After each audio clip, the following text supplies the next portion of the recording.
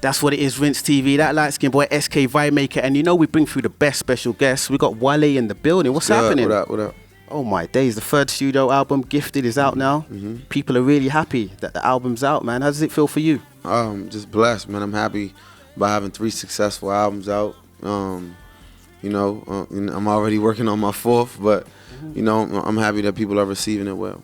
I know, and the title, Gifted, it might be self-explanatory for a lot, but for the words of Wale, break it down for us.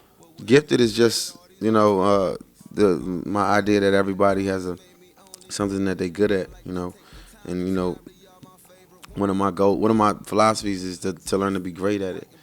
And I'm telling my story throughout the process of the album in chronological order, like things that I've seen, things that I've done, things that I'm trying to do, and where I'm at right now mentally. Because the album kicks off with the track Curse of the Gifted. Right. I got changed like brothers, but I haven't changed like brothers. Mm-hmm. That's a really serious line right there. Yeah. Break down that intro to the album.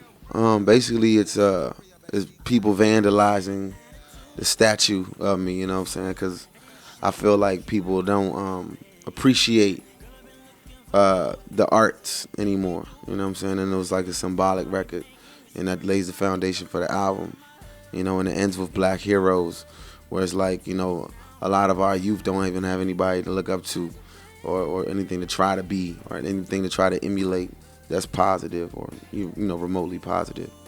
So talk to us, the making of the Gifted album. How long ago did you start making the album? The process of making the album, how was it? The process of making the Gifted was it was a lot of like hands-on with the production. It was a whole lot of hands-on. I would be in the studio with every producer, telling them how I wanted stuff.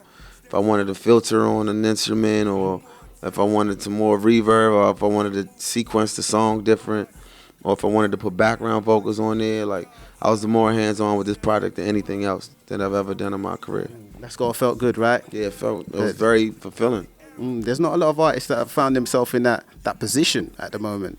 I enjoyed it. Artists that are coming in the game right now, what advice would you give them, a new artist? Follow your gut. Follow what you want to do, 'Cause at the end of the day, you could do it their way, and if it don't work, everybody's going to run for hiding. But if you do it your way and it don't work, they're going to run for hiding anyways, you know what I'm saying? So you might as well do it your way. They gon' love me for my ambition. Easy to dream a dream, though it's harder to live. Some people might not know the story, like how you met Ross and how you got into Maybach music. Just break that down for us. Talk us through that. I met Ross on the road.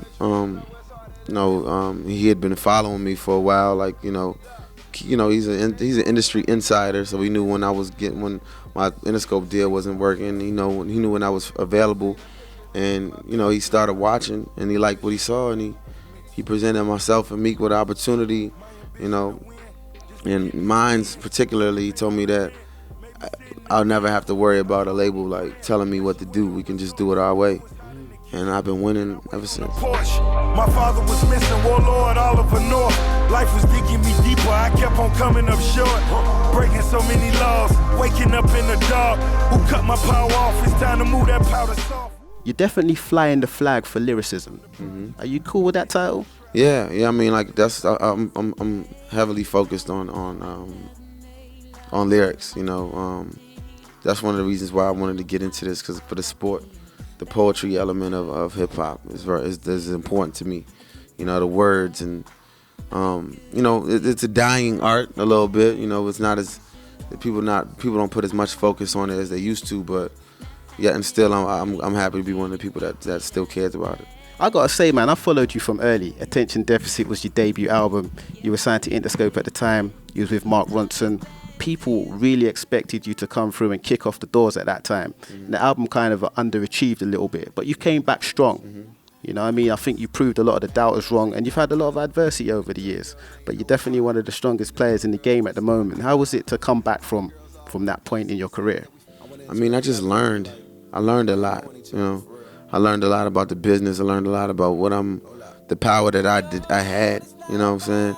I didn't know I had that kind of power at first, and once I learned that I had that kind of power, it was on from there on. put you on the sounds of love. Flower bomb, let me guess your favorite fragrance, and you got that bomb. I'm trying to detonate you. Lotus Flower Bomb, you definitely captured the hearts of the females right there. And, you know, not a lot of MCs, artists at the moment are really doing that. But, you know, you're treading the line of being a very conscious MC and you're capturing the hearts of the females as well. Did you expect that? You know, some people are putting you in the category also as the, you know, the MC for the ladies as well. I don't really think I belong in any category because it's like, whenever I focus on something, I just go into detail. So when I do a record that's for girls, I just go into like extreme detail.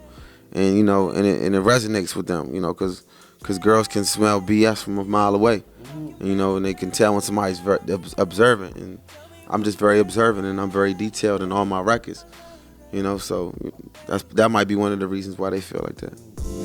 Flower bomb, can I blow up on your mind? This is not no Sandra Bull, but your potion number 9. Navigating through her eyes, destination to her thighs. And I hate to tell you too much, cause I stay with too much pride. We spoke earlier about you coming back from, you know, the low point of maybe your first album when you got dropped and stuff. What's one of the biggest industry traps that you've seen in the game so far?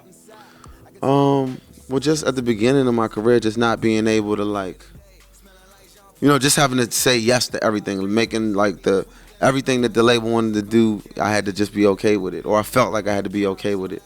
And, you know, just I didn't want to be like no diva artist or nobody hard to work with, you know, so I just kind of let everybody tell me what to do, and I ain't really didn't stand up for myself.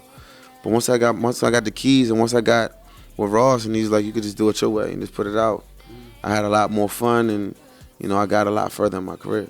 So what it is, it's been that light-skinned boy SK Vibemaker for Rinse TV with the big man Wale. Thank you very much for coming through, man. Thanks for having me, man. The Gifted in stores right now.